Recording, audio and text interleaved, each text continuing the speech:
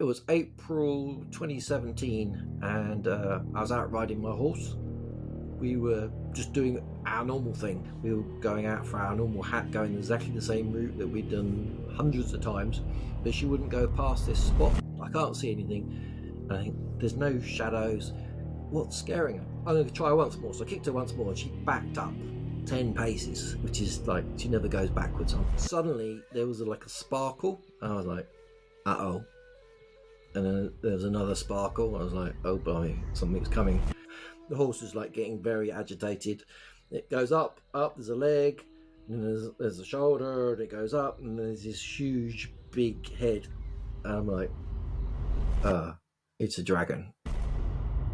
Kev Humphreys, aka the English Mystic, is a shaman here in the UK that's recently written the book Flying with Dragons. And in this conversation, we get into all things mystical and magical, from soul retrievals to dragons, what they are and how he sees them, what they signify, Reiki, remote healing, and yeah, all things mystical. So if that's your bag, then I think you're really going to enjoy this conversation. I also share some of my personal experiences with things in this realm, which has been fascinating for me over the last year of having these unfold as someone who kind of poo-pooed these ideas, not thinking it was real, to being at the point now where I just can't deny it through experience. So we get into that now. Before we get into it, there was a moment about 16 minutes in where the audio file got slightly corrupted on the server.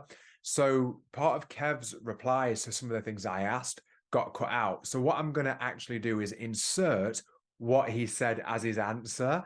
So I can keep that bit in, because actually it's pretty valuable and important and gives a bit more context for later on in the episode. So before we dive into it, two things. If you haven't subscribed, if you could please just hit that button, because it really helps out the channel. On the last video I released, 70% of people that watched the video weren't subscribers. And if those people did subscribe, it just really helps the channel grow and helps with getting more people onto the podcast, the bigger the channel gets. And lastly, if you are interested in these types of conversations and exploring these ideas, every Thursday, I host a group Zoom call completely for free. So if you enjoy these types of conversations, we just have them as a group. And it's been really great hosting that space and sharing these types of topics with other people. As always, in the description below, you can find links to Kev on his Instagram and his website. All right, that's it from me. Let's get into it. Kev. Hello. Thanks so much for being here. It's a pleasure. So, I was taking a look through your Instagram. I know recently you've released a book, and I'd like to talk to you about that. But just in general, looking through your things, I would say this is more towards mysticism and some of the magic that I believe is accessible to us, compared to some of the other guests that I've had on so far on the podcast. So I've been really looking forward to it. But also, I would say that if you'd asked me a year ago, a lot of the things to do with shamanism, even though I've done plant medicines and ayahuasca for 7 years, I kind of dismissed it a little bit and didn't really I was a bit like, oh, I'm not sure about that, until I actually started to experience some of these things myself, where I was like, okay, don't know how to explain this. And now I find myself at a point where it's a subject that I don't know too much about in depth, but I've felt and experienced it, and now I'm completely sold. I'm all the way in, and I'm actually really looking forward to talking to you about your journey and shamanism and how you got here. Cool. Yeah, I mean, when you do plant medicines, that's probably the closest you're getting to the sort of the state of a shaman gets in, where they stand between the worlds. So in shamanism, we have the three realities, and then our physical reality. And I often think of the shaman as almost like the bridge between the worlds, and the shaman stands like on that bridge, connecting to all four of them, and assist their client or whoever they're working with to get that access. But when you do plant medicine, that doorway is open to you, and I think that's where a lot of people enjoy going on San Pedro, ayahuasca, or whatever it is. because it removes that barrier. It's a very thin one at the moment, and it just removes that barrier. And what are the three worlds? You've got the lower, which is is like many people see it differently, but most people will say that it's an ancient world. It's a world that's pre-human almost. So when you go there, sometimes you'll see a desert, sometimes you'll see a forest, sometimes you'll just see the sea. Everyone sees, but it's normally ancient land, and it's a land full of beings that are mythical. We would call them mythical. So you'll see dragons, unicorns, bears will talk to you, wolves will talk to you. Then you've got the middle realm, which is a mirror of our realm, but it's a layer on top, and it's where you'll get to meet all of those spirits that have left their physical bodies but have not chosen or don't realize they're dead and are in. So the middle realm's a bit. It's the more spooky one. It's the one where you'll see the ghosts and all the rest of it, and demons, which is just people just pretending to be evil, but they're really not. So that's the more interesting one. And then the upper realm, it's the angelic realm. It's the future realm. So if you go there, you might end up in a crystal city, or you might end up on a spacecraft. Or you might just go through a wormhole and end up in another galaxy. So it's however your imagination works.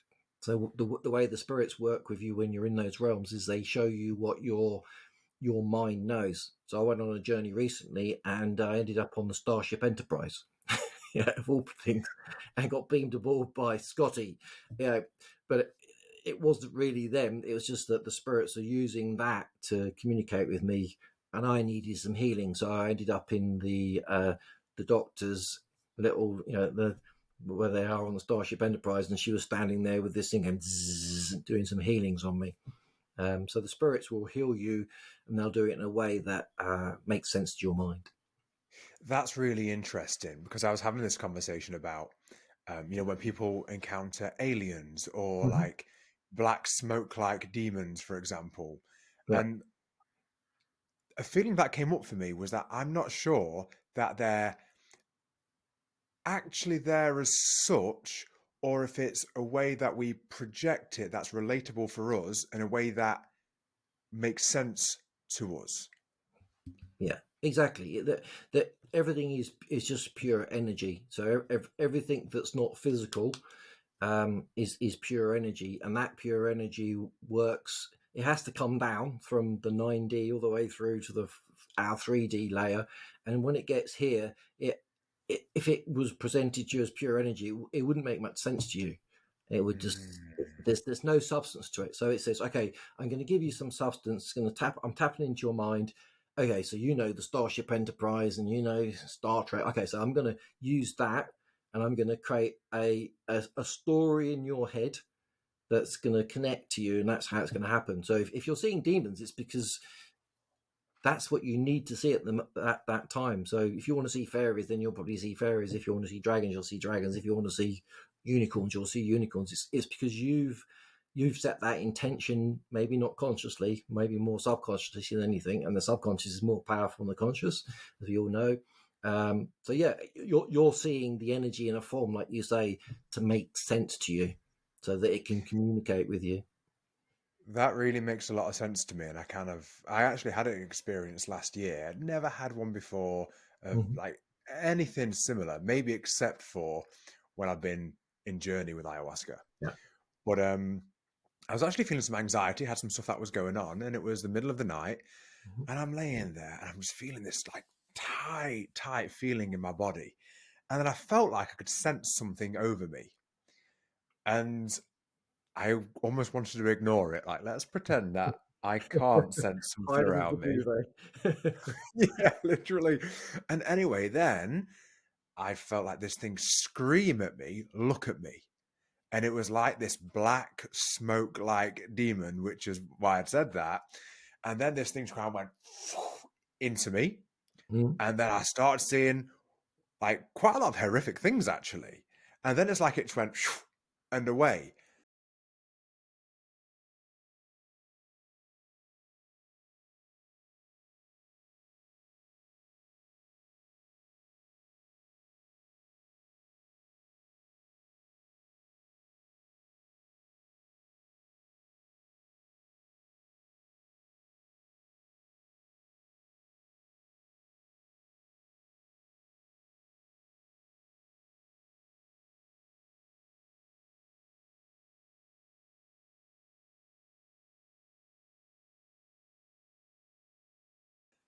And then the anxiety started to settle, and I lay there, and part of my mind said, that was interesting. And because I've never had any kind of reference of anything like that before. And then I lay there more, and the thing that kind of came up for me almost immediately was, I don't think that was an external thing. I think that's my subconscious screaming to look at something that I'm ignoring, and then Mm. it needs addressing. Yeah, yeah, it makes sense. It's almost like a waking dream. Our subconscious talk to us in our dreams, and sometimes our subconscious was like they're not listening. So you can have an experience that is a waking dream, and that sounds a bit like that. Mm, And as you say, when yeah. you're on ayahuasca, you see it even in multicolor, and you smell it and touch it and everything. It's just that all your senses are more open then. Yeah, that makes a lot of sense. And in fact, when you said about the different worlds, in my most recent journey, which was in January, Mm-hmm. I actually experienced something really similar. She kind of showed me about soul retrievals and Mm-hmm. how to do them. And the day after, it's like, I know how to do this. Now, not so much, but it was taking me through a forest, and there were spirit animals, and there was wolves, a lot of actual, I'd say, Native American kind of feel. And it was telling me that I was a shaman in a past life. Mm-hmm. And then it was taking me to this level of spirits, Yeah. and spirits that I could connect with. Mm-hmm. And then it was taking me to a realm where it just felt like it was this heavenly realm, the Yeah. place that we go in between incarnations, where it was like if this was 3D, it was 7D, or you said nine, so maybe nine. Yeah. And then, like it was simultaneously black and a trillion colors. And so, yeah, I actually experienced something really similar in those Mm-hmm. different realms that you just explained. That's really fascinating. Beautiful. So that sounds like an amazing journey, and probably you were. If you think you were a shaman in a past life, you probably were. And there's nothing to stop you going on a journey and asking for that information to come back into you and embody slowly in you. Yeah, I've been on some past life regressions, and yeah, I was a shaman in a past life, a druid in a past life, as also a tree in a past life, of all things. Oak tree. Who knows? I mean, Wonders. what does our soul decide it wants to be when it comes to Earth? It obviously can get to choose. So yeah, it's very interesting. Yeah. I was shown that I was a woman in many past lives, actually. Yeah, Um, yeah, a, a mother. And actually, mm-hmm. I think as in the Native American, I was a woman in that one. Mm-hmm. I've been shown as a queen in Egypt, Yeah, as a prostitute, um, all mm-hmm. sorts. Like really, really fascinating. Yeah. So how did your journey begin Mm-hmm. into and in this life with shamanism? Uh, it started probably when I was a child. So when I was a child, I used to see things all the time. Mm. So I had this lion.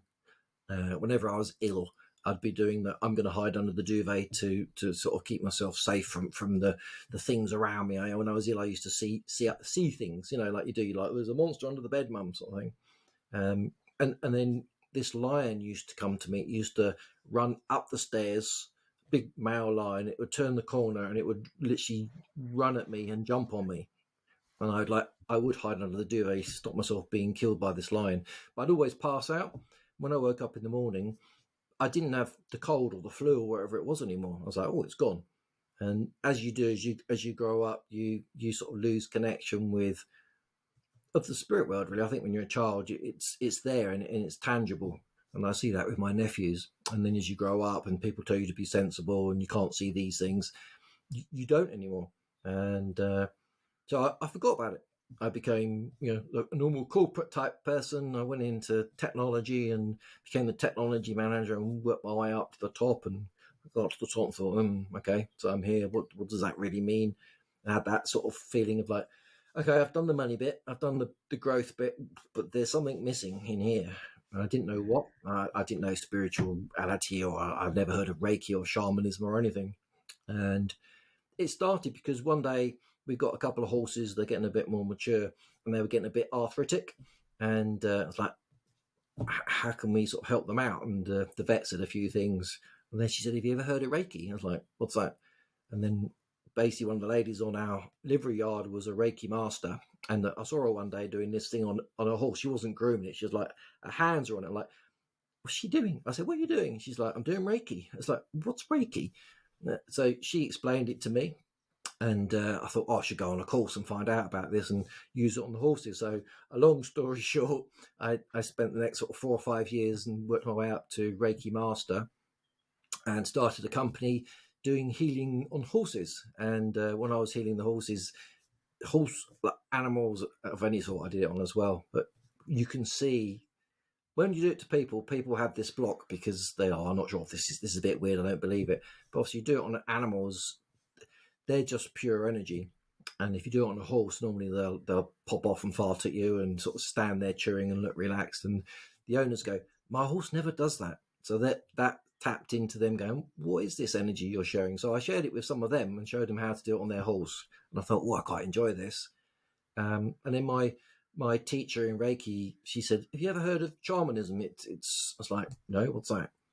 So again, she introduced me to it, and then again, a long story short, I went through 5 different shamanic teachers, each of them using a slightly different modality of it.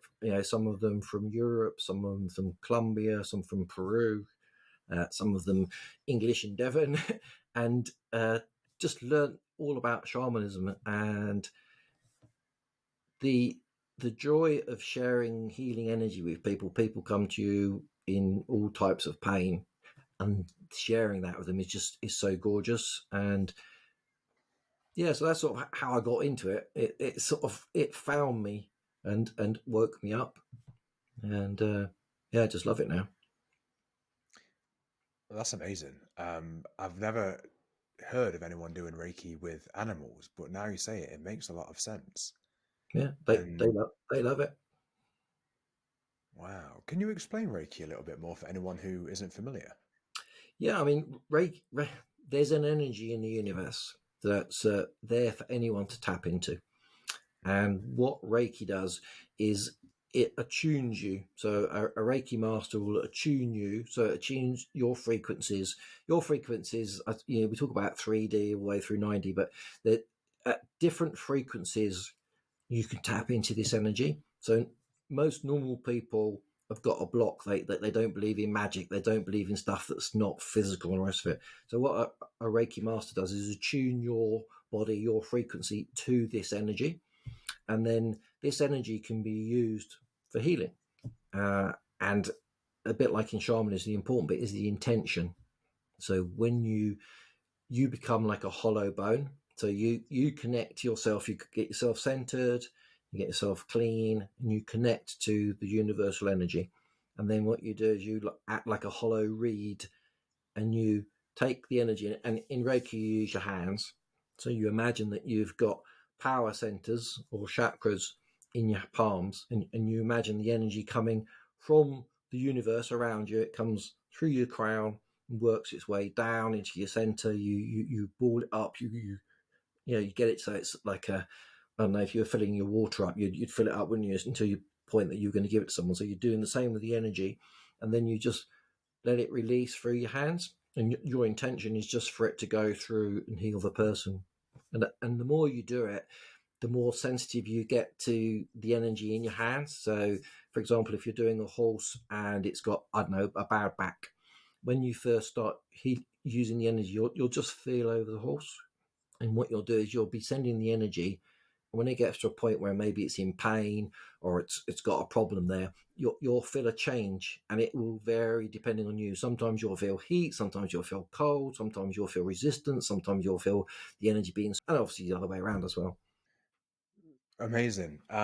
So it's a case of almost tuning in to the universal energy, allowing yourself to be a channel or a vessel that it enters into, and then through you to the person or person or animal or being that's receiving.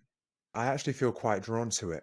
I do feel drawn, and sometimes I feel like I've got so much on at the minute that I'm trying to get through everything in the days. But I know I feel drawn to shamanism and to Reiki. And I had a really interesting experience. I'd like to ask you about this. So with Reiki, it can work, like you say, through the palms. Can you tell me anything about like remote type of healing? So at this point, Kev shared how he does most of his healings remotely, where he'll tune into the person's energy. And he actually has a bed where, if it was in person, the person will be lying down and he would then put crystals around them and will then tune into where they are. And we'll almost feel him travel there faster than the speed of light to be able to connect with them. And he just explains how that works, how that happens. And then that will lead into why I was asking and this next bit here. Wow. So the reason I asked this is because, and I'm not sure if like twin flames can be someone that awaken these things in us.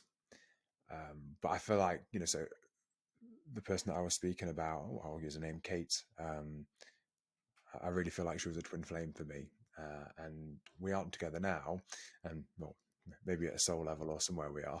But she this is where I started to have some of these experiences where I felt like I can't ignore this now or kind of brush it off. And I actually think part of me was brushing it off because I think when I was younger, I really felt a lot of things. And actually, I kind of, it felt a bit much to handle and navigate. So I think I actually tried to suppress it.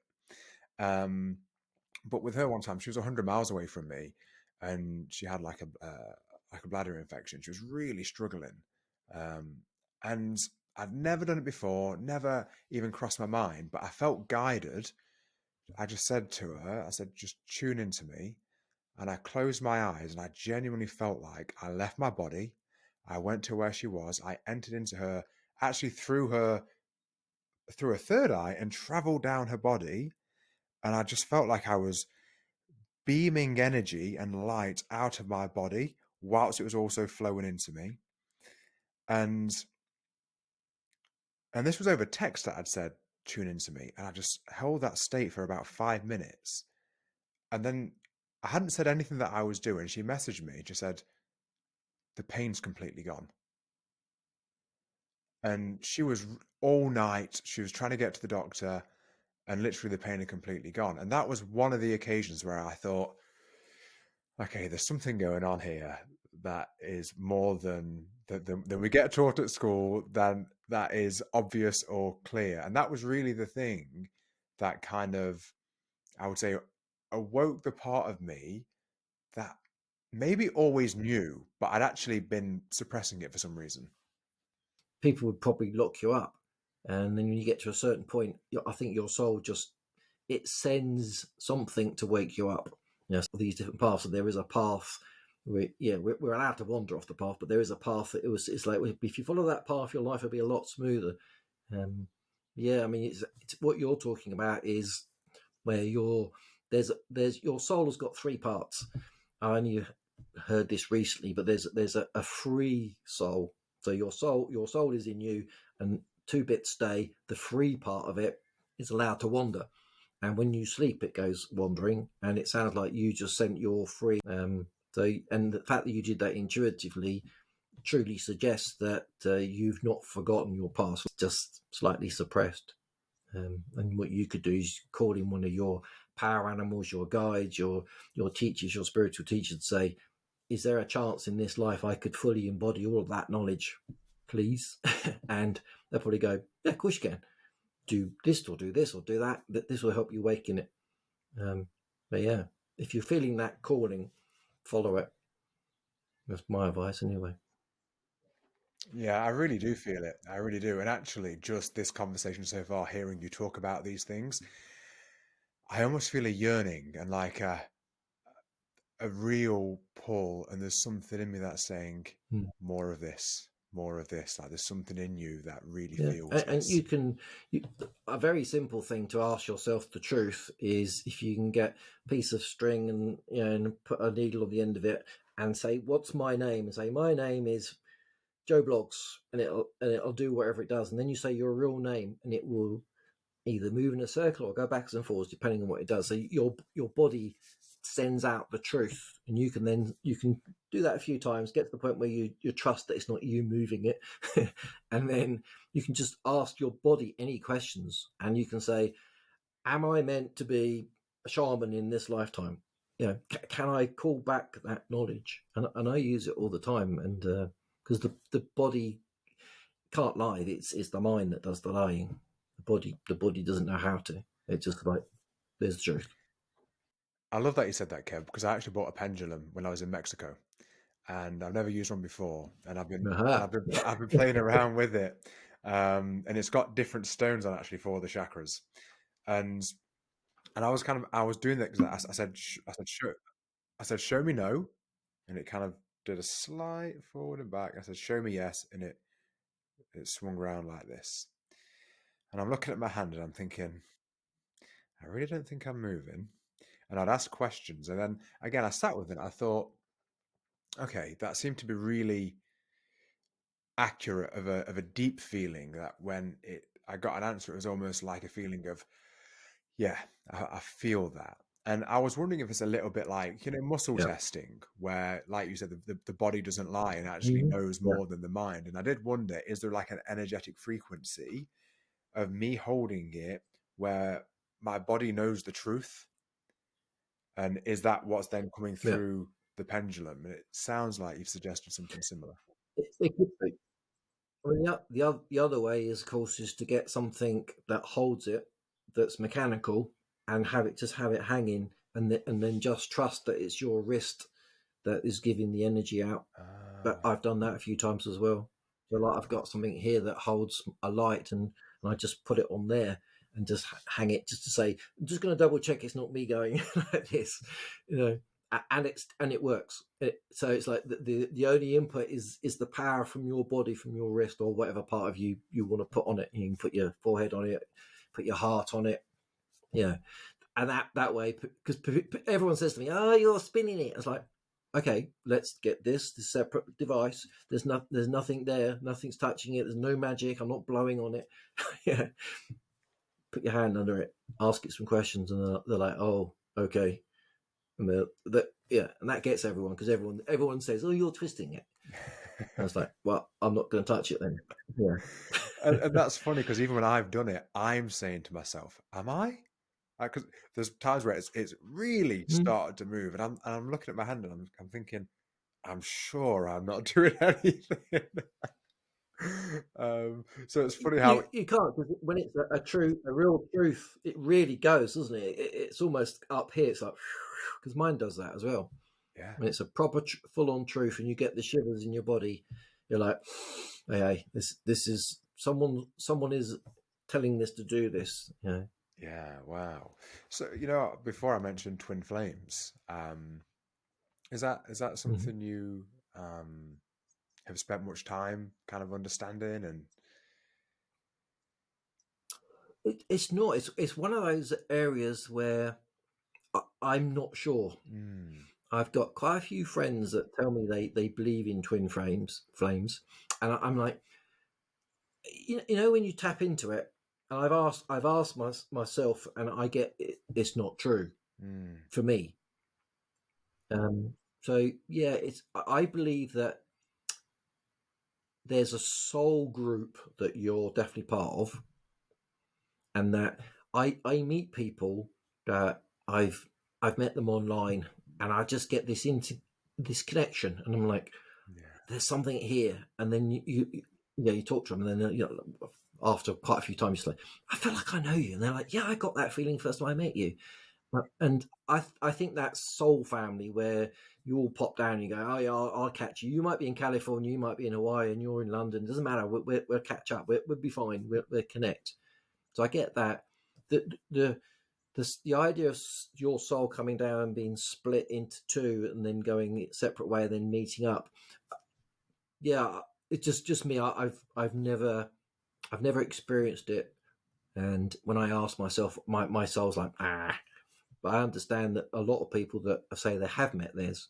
Yeah. So maybe mine's off planet, way.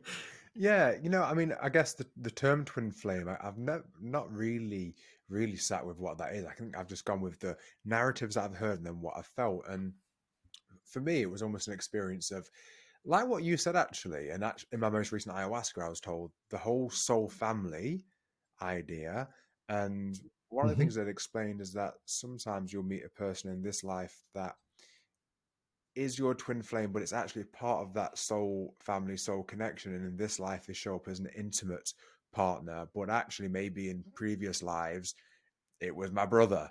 Or maybe it was like showed up in a different dynamic, Yeah. a different way. But then in this life, maybe it shows it was the Yeah. kind of perfect energetic match as an intimate partner. Mm. That was the kind of feel around Yeah, it. that makes sense. But yeah, it was definitely really Yeah, I interesting. definitely think the souls travel together. Yeah. Yeah, I think souls do travel together because I've done that past life regressions where the person doing it said, "Okay, so that person you're interacting with now is your father, but who are they now?" Ah, Mm. okay. Oh, that's my brother. Oh, and then okay, that woman that you think is your sister in this lifetime, is she with you now? I was like, no, she's not. But that her sister is my brother. And I'm like, that doesn't make any sense.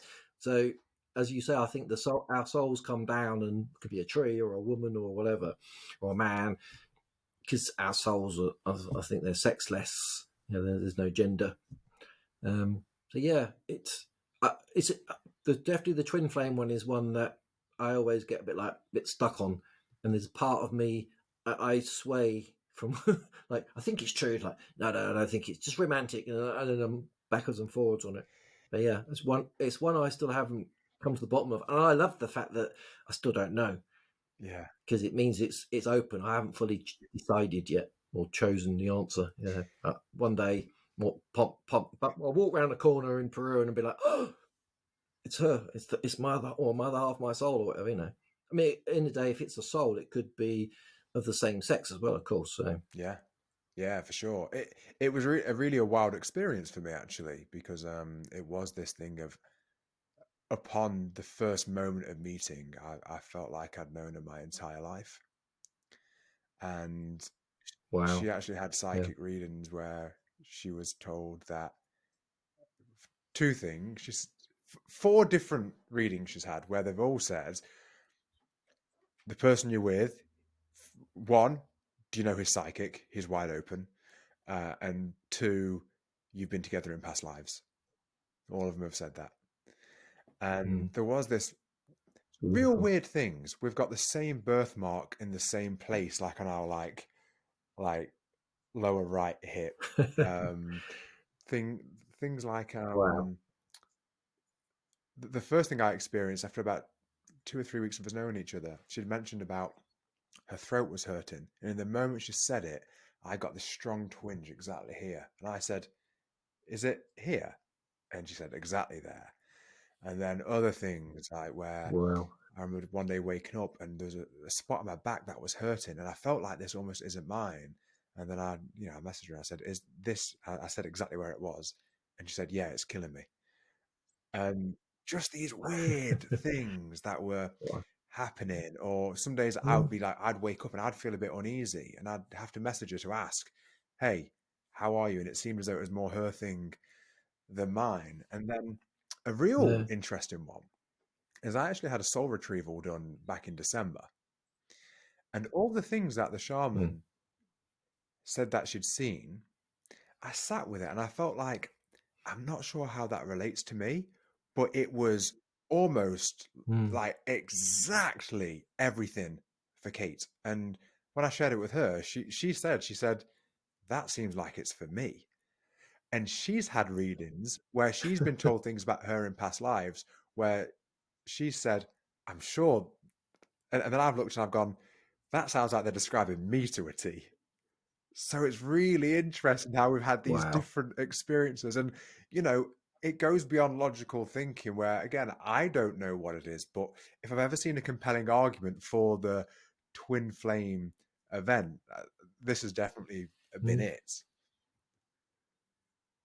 Yeah, as you was talking, I was thinking, I know twins that have said that their other twins been the other side of the world and they've stubbed their toe and their toe hurts. So why not? Yeah, when whoever creates souls, maybe they created twins, maybe they created triplets and quadruplets.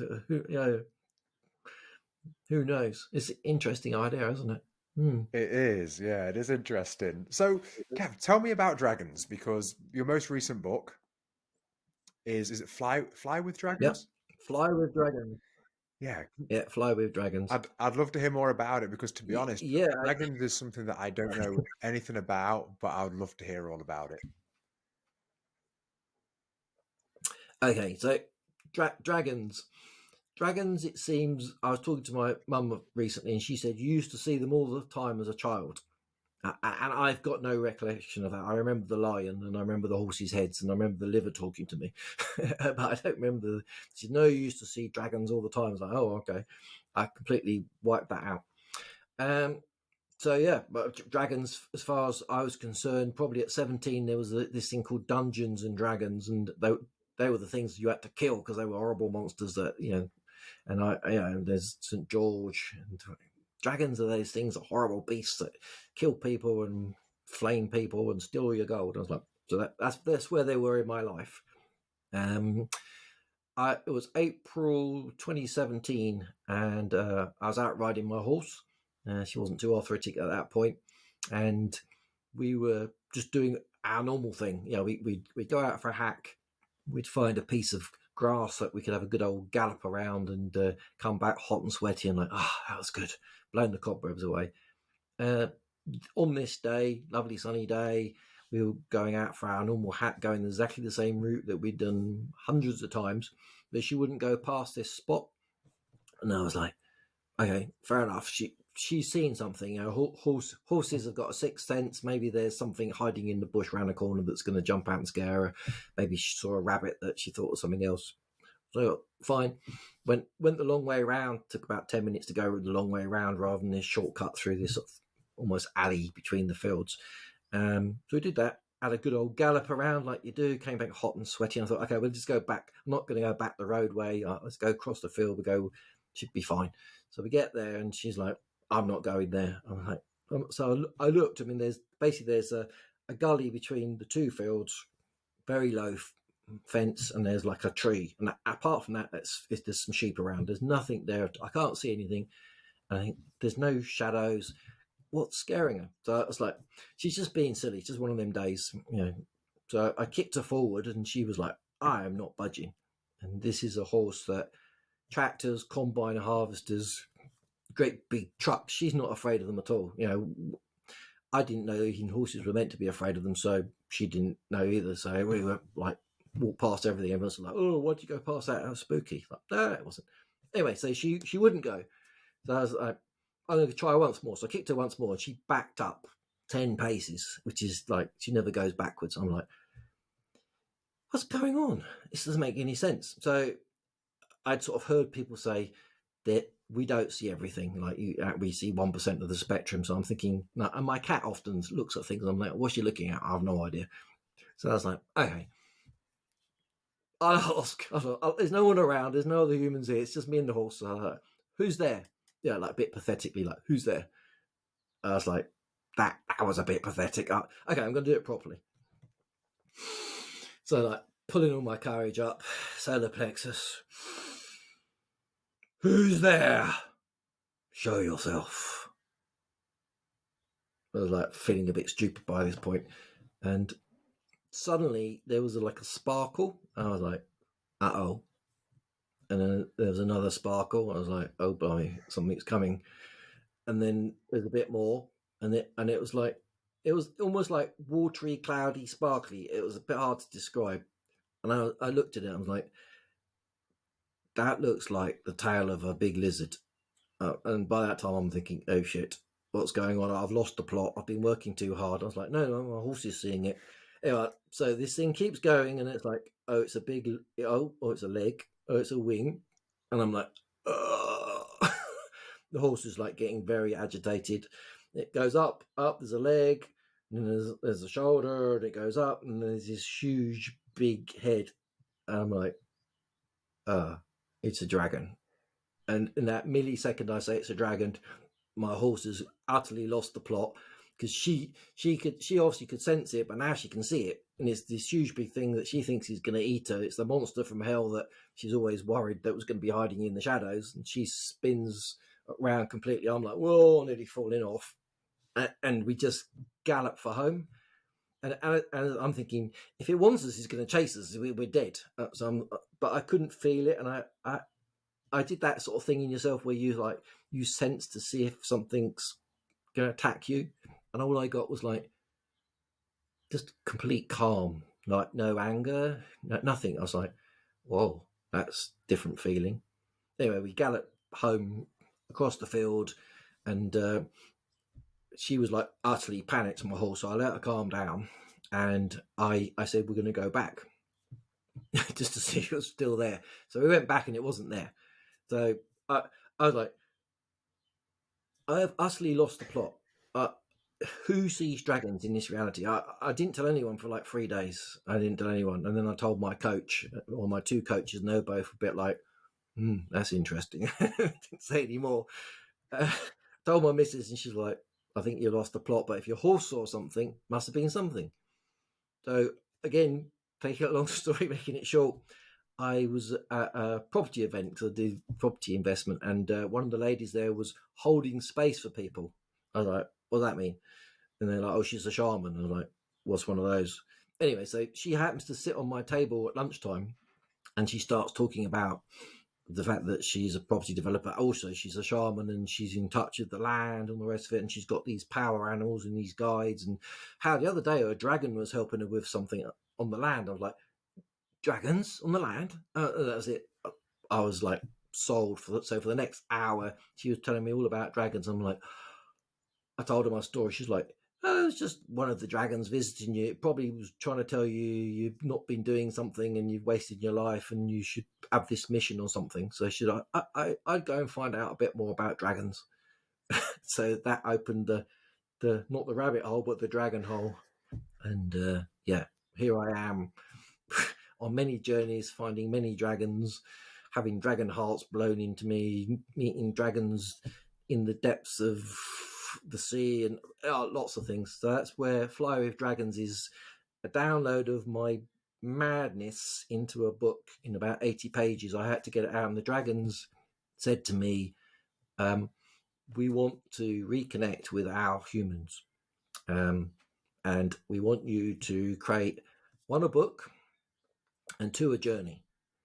So I've done both of those for them. So there's, if anyone wants it, there's at www.meetyourdragons.com. There's a free shamanic journey to meet your dragon. Yeah, and the book's obviously on Amazon as these things are. So yeah, that's how I got introduced to dragons. Wow, that's a big slap wake up. That's such a cool story, man. I love it. So what do dragons signify? What are they about?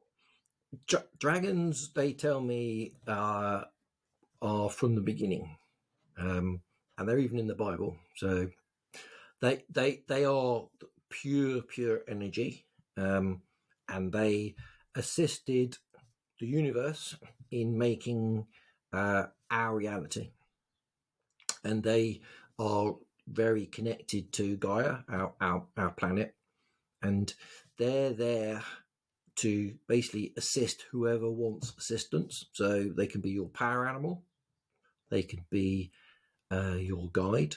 They're very, very wise. They know everything. So for myself, I use them in my healings when I'm doing intrusion tunnels. So at the moment, a lot of people are getting attachments on them.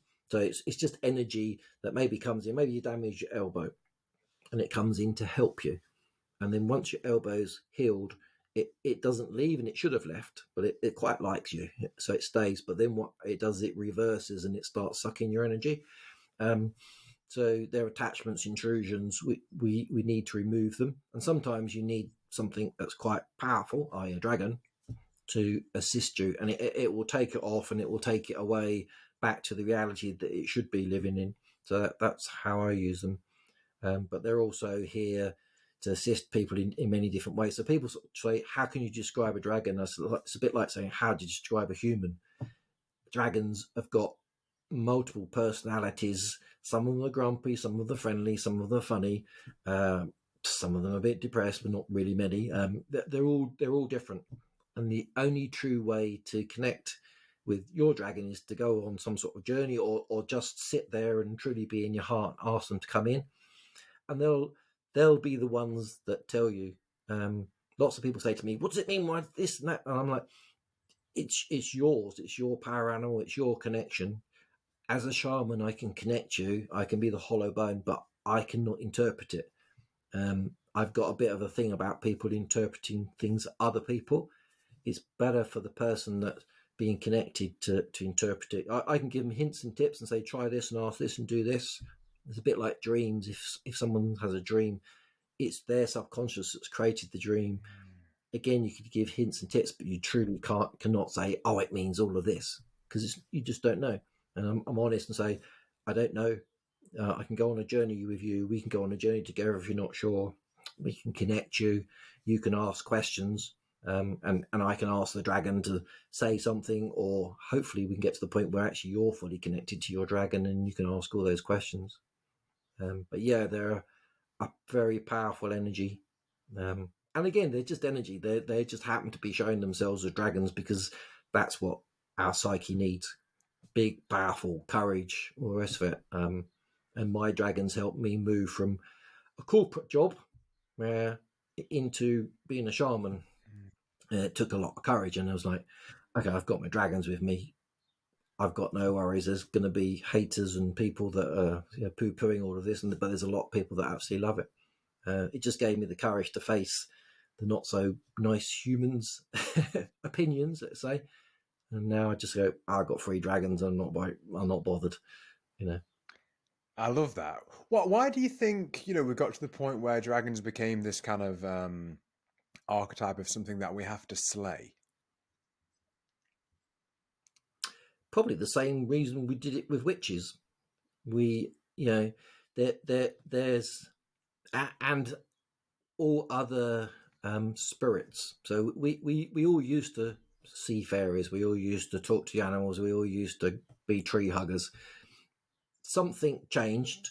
Uh, it's always easy to point the finger at the church or whatever it is, but something changed. I don't know what it was, and you can't really say it was just the church. There's patriarchy came in, and we moved out of matriarchy, and there's many different reasons and many different things. Whatever it was, there was a shift in the energy in our planet, maybe in our universe. And I think we're all now seeing that sort of swing back the other way. I think there's more and more people going, there's something changing, there's something going on here. I'm seeing things, the veil's thinner, and I'm feeling more connected to earth and these weird spirit things. And so I don't know what it was, how it happened. Many people believe in aliens and lots of other powerful things. I don't really know, but I see the shift.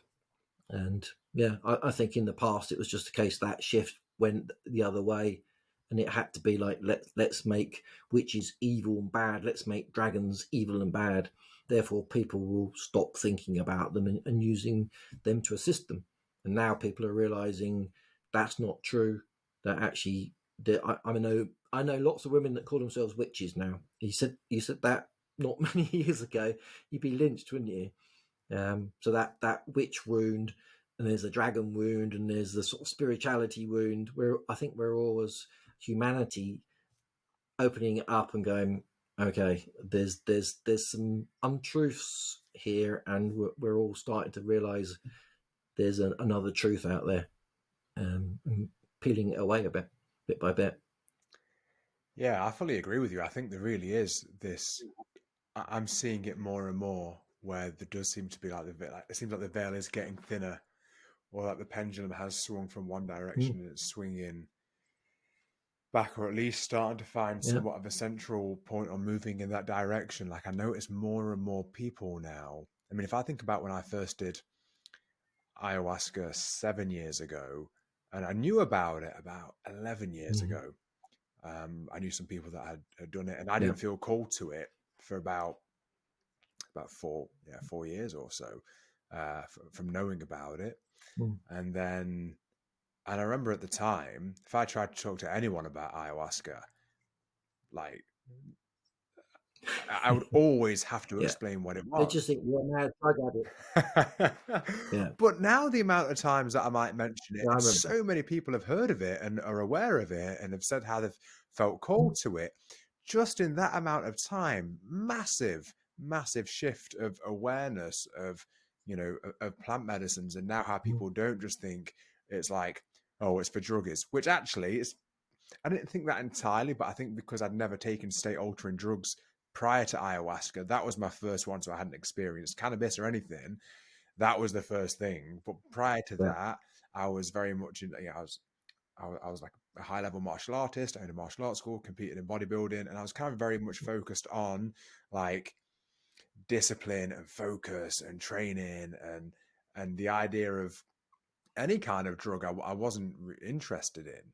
I kind of had this very Yeah. disciplines um, life, and then I heard about it, and over time, I felt a whisper, and the whisper became a call, and the call became a shout, "Oi!" and and then I did it. But yeah, the difference of then and now is huge. Yeah. There's definitely I mean, people mention dates again. I don't know if all the dates are true. Was it was like 1987 and then 2012, and then the next one's 2027, and the next one's 2032, where there's people have predicted certain shifts in the energy. You know, what it means. Some people are saying we're going to suddenly have a whole new planet and we're all going to pop onto that, or who knows. I think my feeling is we all just stay here, but we all just wake up a bit more. We all start to be less ego driven, and maybe more soul, heart, spirit driven. And we did that, it'd be a beautiful place to live. It would be heaven on earth, wouldn't it? It would be, from what I've experienced with sometimes in meditation, sometimes actually just recently when I've been out for a walk, I've actually felt like I've been able to connect to the place that I went during my ayahuasca journey, just whilst I was walking in nature, and it Mhm. almost felt it almost felt erotic in ways, in the sense of like I felt like pleasure and sensation all throughout my body that I could say usually I'd actually only experience if I'm being, intimate with somebody. And it kind Yeah. of sounds wild to say, but I almost just felt this energy just flowing through my body, just breathing, just being on my own in nature. And it felt like my thinking mind was gone, and I was just completely Mhm. there in the moment. And that almost was an experience of like, it feels heavenly. Yeah, you've connected to nature. I mean, in shamanism, what we do is we often will connect to nature. So we will, I don't know, let's say someone's out in nature and we sit by a tree, and someone wants, I don't know, their chakras cleansing, as an example. Then I would often just connect to the tree, because as soon as you connect to the tree, when it's human and human, I can only describe it as the energy is a bit like, as soon as you connect to the tree, it's like, woof, Mm. woof, woof. It's like a heartbeat. It just, everything just calms down. And a friend of mine is in Zurich, and he wanted a chakra cleanse. So I called him up over Zoom. He laid next to a tree, and he just connected to the tree, and you could just see his energy sort of like went. So just that connection to the tree was enough for him to calm down. It's beautiful. So yeah, you're connecting to nature and feeling all that energy, because the trees are all interconnected, aren't they? All their roots, they all talk to each other, they all help each other. If one's not got enough water, they feed that to that. Then you've got all of the mushrooms all connecting to each other. The original internet is the connection of all of the root system, and that's already there. Yeah, mother, our planet created it before we even thought about it. And you're just connecting to that and feeling that. And yeah, as you say, it is sensual. Yeah, it's the only way of describing him anyway. It's loving, heartfelt, beautiful. Mm. Yeah, I actually have felt connected to trees for quite some time now. I really, it's one of the things I enjoy about the position of my house is that out of my, you know, bedroom window, out of my front room, there's trees. And I love this time of year Yeah. because now they're all starting to come in, over the next few weeks, it's going to be full of leaves again. green, and I'm really looking forward to that. And I just find it so calming, and yeah, I feel like my soul just feels almost relaxed, like my nervous system settles when I'm around trees and Mm. out in nature.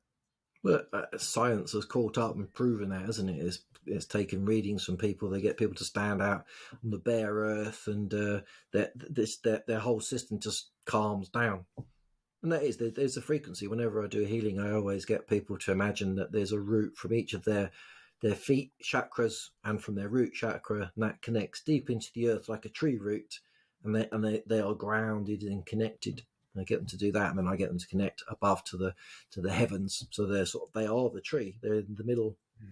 And people feel that. They feel that energy flowing up and down, and just sitting there breathing. You can do that yourself. Just sitting there breathing, connecting to the earth is so beautiful. Just putting your hands in the earth. We don't do that much anymore. I mean, I'm really looking forward to when I go to Peru. Actually, we're allowed to go and play in the gardens and pull out the carrots that we're going to have for tea and get the mud under your fingers. And it's just that feeling of that true connection. Most of the time we're here on our keyboards over video. It's not very tactile, is it? It's We've not. lot of us, especially if we're in the cities, have lost that connection. It really feels like there's a dimension of life that's missing, I think, until you go in and do those types of things, and that almost feels like a Mm. dimension that's added back in. You mentioned Mm. animals a few times and spirit animals. Can you tell me a little bit more about Yeah. that? Mhm. Yeah, we've all heard of guardian angels. Everyone's heard of that, and the idea is that we're all assigned a guardian angel. From our soul is given that guardian angel, and that guardian angel stays with you forever, for the whole of your soul journey. You're also, depending on where you are on what planet, where you are in life, you're assigned other guides and guardians, and they're often power animals. And so I don't know, you might have a tiger or an elephant or whatever it is, and they're often coming in at times when you need them. So, for example, my sister's got a disease that makes her ache everywhere. I mean, there's lots of fibromyalgia is one of the names they give it. Yeah. Whether it is that, I don't know. So for her, to help her with her healing journey, I've been teaching her how to go on shamanic journeys. So when she's got a lot of pain, if she goes to the lower realms, it's a painless place. So the fact that she's taken her soul essence and gone there, it releases a lot of the pain in her physicality. But to get there, she had a lot of problems getting there in her head because she was in pain, so she couldn't concentrate. So we put her in contact with her power animal. And her power animal is a beautiful, huge, big elephant called Mercy. And what she does is, whenever she needs assistance, she calls on her power animal and she visualizes it and grabs its tail, and it takes her down to the lower realm. And so that's how it's helping my sister. But a lot of us will have, I don't know, maybe a wolf will come in, and it's there in your life because that's the time of your life. Maybe you are being a lone wolf. Um, they may even come into you because they don't want you to be a lone wolf anymore. So I've been a lone wolf for quite a while in all my sort of different journeys, and I had a wolf come in recently and sit there, and it's like, I'm fed up being a lone wolf, so I want to join your shamanic temple, which is where all your guides sit. And so it's like, oh, okay. And it gave me the idea that I need to do the same. So I'm collaborating a lot more with a lot of people and putting lots of different things on webinars and seminars with others so that people just aren't hearing me talking about shamanism. They're hearing people talking about ayahuasca and the Akashic records and angel realms, and it's beautiful then. So your power animal is again a spirit that will show itself in a form that is useful to you. So it might not always be a dragon or a big lion. The other day I had one come in. It's a bat, and I'm like, why have I got a bat? What a flipping hell! I wanted something powerful and strong, and it turned into a human form, and it looked like Maleficent. If Yeah, you yeah, know what yeah. I mean, Maleficent is, yeah, with the horn. And she was like, the cheek of it. What have bats got? I said, ears. She's like, right. what does that mean? Oh, so you're going to help me hear things I cannot normally hear. Help me listen more. You got it, she said. I was like, okay. So whenever I want to listen more, I call my back in, and I just imagine that I'm going to be more in a listening mode than anything else. And it just helps. So that's what they do. They assist you. Interesting. Yeah. So in my last ayahuasca, animals were shown to me at different times. And actually, you say wolf. Mm-hmm. Wolf came up. A horse came up, and Mm-hmm. uh, a stag, a white stag, more specifically. Wow. So those things all came up. And what was really interesting was, on the third podcast I did was with Amir Khaligi. And Mm-hmm. the after we finished recording, he asked me what this meant to me. And I explained. And then he said that in his awakening, he was shown this. But behind him was an image of a white stag with like a green and white background. And that is how it was shown to me. And it was like, I think it was maybe 2 weeks after my ayahuasca, but it was like a stag with like a white background and a green haze around it. And that was behind him. Mm-hmm. And what was behind me was shown in his awakening. Wow. Yeah. It's amazing, isn't it? The synchronicities, and the more you realize that synchronicities happen all the time, the more you see them. When you first see them, you're like, it's just coincidence, and then you start to go, hold on a second. There's a. I saw it the other day that there's a red cord that runs through our lives. It might be a different color for different people, but there's a red cord that gives you an idea of where the track is ideal for you to go. However, it's not predestined. You can go off the track and leave it and the rest of it.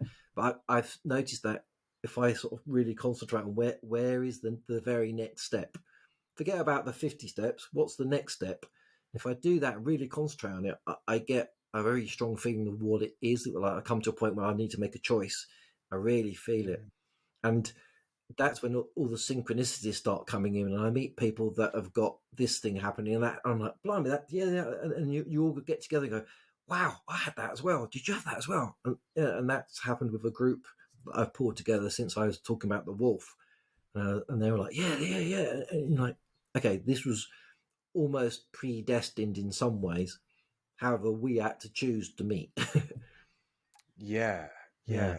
powerful like What that. you said about that feeling, I mean, just in having this conversation, Kev, I feel there's lots of things coming up for me where it's almost like my body's saying, again, more of this, because I love Dharma and philosophy, and sometimes I'm really in my Mm-hmm. mind, but I know that the times where I almost feel most at ease is when I do go into my body, and sometimes I forget that I do have a strong connection to guides where I can ask questions, and I feel like I get very clear answers where there's almost like a relief where I feel like I'm actually getting out of my own mind. And Yeah. you're so right that the magic seems to happen and the synchronicities seem to happen when I'm out of here and I'm in here, and I'm allowing Mm-hmm. the energy and the information to flow through me. And I've had some really wild synchronicities happen from things that I'd written down at the back end of last year about things that I was giving gratitude for that hadn't yet happened. And then this Yeah. year they've started to play out almost exactly. And things at the time I didn't know, had no idea how it was going to happen. And then they've just Mm. started to play out. And they weren't like small things, they were quite lofty things. And then they've started to Mm. just play out in these wild ways. And it literally feels like magic. It is magic. Magic is real. We've all forgotten it. We all think it's a conjuring trick with a man pulling a bunny out of a hat. It's not. Magic is real, and it's inherent in all of us. Yeah, I mean the dragons often have said that to me before. Remind everyone that magic is real. Yeah. Yeah, it's just, all you have to have is the intention, like you have. You've written down your intention and you've called it in. there's a certain set of rules, aren't there? You can't say, right, I'm going to have the lottery numbers, because everyone's going to do that. But yeah, certain things that are aligned with where your life pattern is going, and aligned with helping people, and aligned with helping the planet, aligned with raising your soul awareness, then those things will be called in. And yeah. That was actually the exact thing that was told to me in November, is that if my only commitments, there needs to be two commitments that I make. One is to living in truth to the depths of my soul and connecting to Mm, that, and two is taking, and actually you've pretty much said this, taking the next step that is aligned with that. And it's just take one step yeah. at a time, aligned with the depth of the truth of who you are, and then the Mhm. exact things that are really meant for you will unfold. Yeah, Yeah, and that's I've true. really felt that. Glad it's all working that way. Yeah, thank you, brother. It really does feel like it is, and it's so exciting. For people that are interested, that have listened to this conversation, where they might be feeling how I do, where they feel this pull in them, where something in them feels drawn to the magic, and they know there's something beyond what we just see regularly and what we're told is real, and there's almost a knowing there. What are some of the steps that they can take to start to kind of move in this direction, and start to realize some of the magic? You can do lots of classes. However, if not everyone's got money to do classes and buy loads of books. Everything is out there. The internet's free, so you can Google things and all the rest of it. But I would say the most powerful thing is, like you were saying, is that connection to nature, or connection to something that is outside of you. And nature's the easiest one to do. You don't have to believe in fairies. You don't have to believe in dragons. Nature's there. It's there for all of us. And I always say to people, start with nature and connect to something. Just even if you sit outside and look at a piece of grass, yeah, and just be with the piece of grass, because it's not so weird just to be with a piece of grass. You just sit there. No one has to know that you're sitting there. Sit yourself comfortable and just look at a piece of grass. And the longer you look at it, the more you'll realize it's a piece of miracle. It really is. And then maybe look at a flower and just look at the petals, and yeah, and then maybe you'll realize there's sacred geometry there, and then you'll go down a rabbit hole there. But just start with something small and see what calls you. It's that next step. That truly is it. And I would say nature, and connect to it, and feel what's is the next step for you. And as I say, there's so many references out there for you to do. Just Google something, and I often do that. I'll Google something, and then I'll just get loads of information, and I'll just sit with it for a little while and go, okay, which bit is the important bit? Because there's so much information, and then Yeah. you'll read something and go, oh, that's the paragraph, that's the one there, and then just sit with it again for a while and just keep reading it and thinking, what's my next step? And just say, what is my next step? Maybe you'll be lucky enough for something to pop in your head, or somebody to say something, or watch out for those synchronicities. Watch out what adverts pop up in front of you. Someone's advertising a Reiki class or a shamanic class, or someone's advertising a book on how to awaken your soul. Just watch out for what the universe sends you to help you with the next step, because it will help you. Yeah. So that's what I'd say. Nature Amazing. first. Beautiful. And for people that feel called to things like Reiki, or if they're wanting to kind of tap into some of the things that you offer, where can they find you? Yeah. I call myself English mystic. Because I was like, well, I've got Reiki, I've got Rahani, I've got shamanism. What do I call myself? And I do coaching and I do soul retrieval. So I said, I'm mystical. Oh, I'm English. I just call myself English Mystic, and the website was available. So that's me, English Mystic. There's one word. Wherever you go, you'll see me. My website is the www.englishmystic.co.uk, and that will forward you to my Kajabi portal, and there you'll find lots and lots of freebies, because I'm not doing this because I have to make money. I'm doing it because I love it. It's my calling. I did 38 years in technology. I've got some money coming in for my pension, so I'm not worried about that.